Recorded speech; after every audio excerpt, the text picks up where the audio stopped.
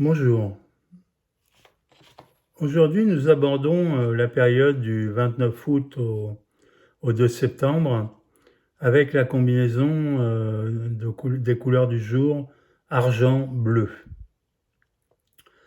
Alors, nous continuons notre exploration de clarification et de renforcement des combinaisons de couleurs archétypales. Donc nous avons vu la couleur or, nous avons vu la couleur pourpre. Et aujourd'hui, nous abordons le bleu et nous abordons aussi, encore une fois, la notion de dualité, notamment celle qui concerne la paix et la guerre présents à l'intérieur de vous. Bon, d'abord une croyance très importante. La paix existe en vous au même titre que la guerre. Donc, vous n'avez pas à acquérir la paix à partir du moment où vous supprimez les barrages et notamment les croyances que vous avez par rapport à la paix va régner en vous très naturellement sans que vous ayez rien de particulier à faire. La notion de guerre et de paix est confuse, je dirais, ordinairement, puisque on porte la croyance que pour être en paix, il faut arrêter d'être en guerre. C'est-à-dire que pour être en paix, il faut supprimer toute source de conflit et de stress à l'intérieur de nous. Or, comme je l'ai déjà exposé, le stress, les stress et la tension qui en découlent sont absolument nécessaires à l'évolution de notre être et à l'évolution de notre conscience qui n'évoluerait pas si elle ne se trouvait pas dans certains points de tension et dans la nécessité d'écarter, de solutionner ces points de tension pour acquérir plus de confort. Hein. Donc, vouloir supprimer la guerre pour être en paix est évidemment une aberration. Hein. Et donc, la première chose à faire est de supprimer cette croyance que vous ne serez pas en paix si vous ne supprimez pas l'état de guerre et de tension. Hein. La guerre et la paix sont vraiment les deux facettes de la même pièce de monnaie. Hein. Mais quand vous êtes dans l'une, vous voyez pas l'autre, et réciproquement. Hein. Donc, le fait d'accepter comme on a accepté l'ombre et la lumière lors de la combinaison argent-pourpre, et supprimer toute idée de dualité avec l'argent-or, va vous permettre donc déjà d'équilibrer toutes les notions de tension que vous pouvez avoir à l'intérieur de vous en laissant faire en fait votre propre système. Pourquoi? Tout simplement parce que la paix, c'est en fait un autre nom qu'on met sur l'équilibre. Or, l'équilibre est présent en vous, puisque c'est l'équilibre qui permet à l'ensemble de vos fonctions organiques, à votre corps, en tant qu'humain, de fonctionner. Donc l'équilibre est tout le temps présent en vous, sauf si vous accumulez des facteurs de déséquilibre qui viennent altérer profondément cet équilibre naturel. Je pense notamment à des pratiques qui vont à l'encontre de votre santé ou de votre équilibre psychique.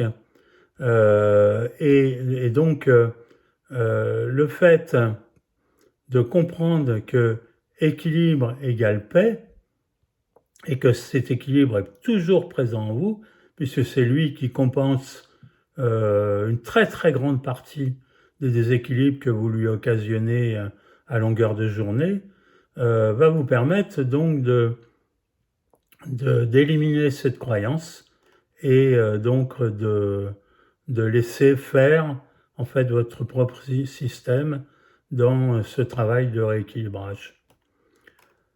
Le deuxième aspect donc de l'argent bleu, c'est la notion de communication. En fait, le bleu est vraiment l'énergie archétypale qui favorise la communication, l'expression verbale et est porteuse de ce qu'on appelle l'énergie du verbe avec un V majuscule. Le verbe, c'est vraiment la création par la parole.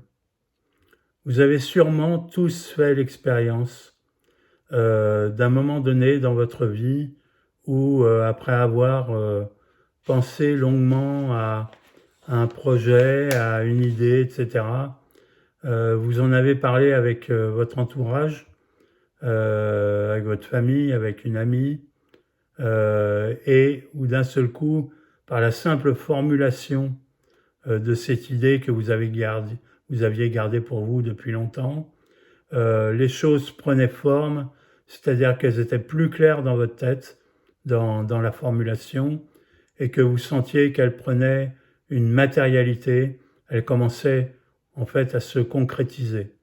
Ça, c'est la force du verbe.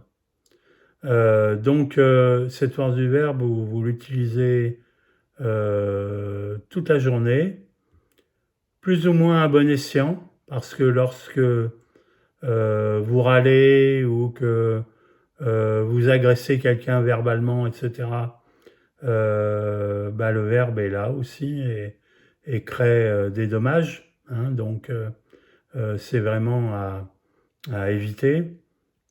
Par contre, ce qui est aussi à éviter, c'est le non-dit, c'est-à-dire c'est le fait de ne pas dire ce que vous ressentez à l'intérieur de vous, puisque ce non-dit va être un écran entre vous-même, c'est-à-dire vos codes identitaires, et votre environnement.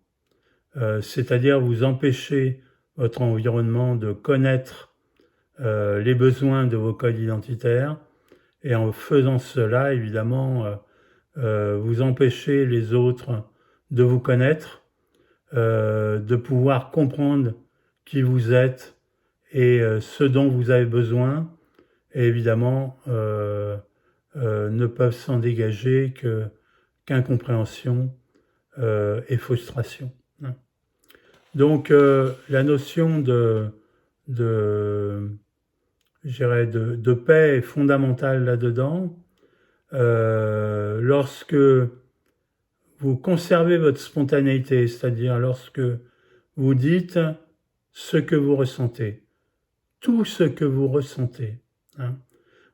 Donc quand quelque chose ne vous fait pas plaisir, dites-le spontanément, tel que ça vient, non pas en agressant l'autre, en lui disant tu, hein, le tu, il tue l'autre, mais en disant je, hein, c'est-à-dire que je suis mal à l'aise par ce regard, par ce mot, par cette attitude. Je comprends pas pourquoi tu te comportes comme cela par rapport à moi.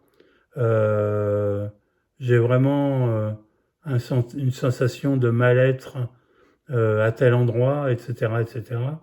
Le fait de parler de vous, même si vous avez du mal à poser des mots sur votre ressenti, va permettre de ne pas garder cette énergie de malaise à l'intérieur de vous, de la renvoyer à l'extérieur et de déclencher chez l'autre un dialogue, une réaction, une énergie qui ne va pas rester à l'intérieur de vous et qui ne va pas vous empoisonner par accumulation, hein.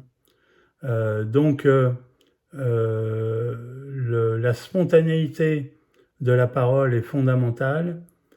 Le fait de calculer les mots que vous allez les dire, d'évaluer la justesse des mots que vous allez dire n'est pas recommandé non plus, puisque à ce moment-là, vous y mettez l'analytique du mental avec une évaluation des énergies, euh, une supputation, voire même une énergie de manipulation.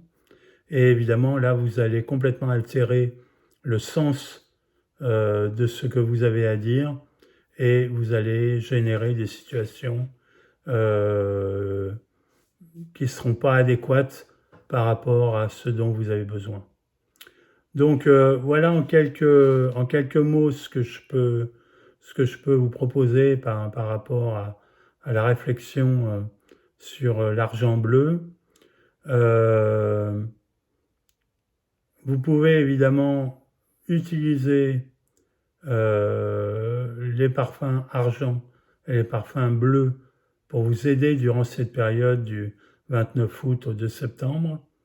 Euh, la pose de l'extrait de couleur bleue sur la gorge et notamment sur la thyroïde facilite la montée des non-dits et leur extériorisation, donc la paix et le calme qu'elle procure. Donc n'hésitez pas à l'utiliser. Et puis si cette vidéo vous a plu, n'hésitez pas à la partager et à la liker donc sur YouTube. Et je vous dis donc au prochain rendez-vous, à la prochaine combinaison de couleurs. Je vous souhaite une bonne journée.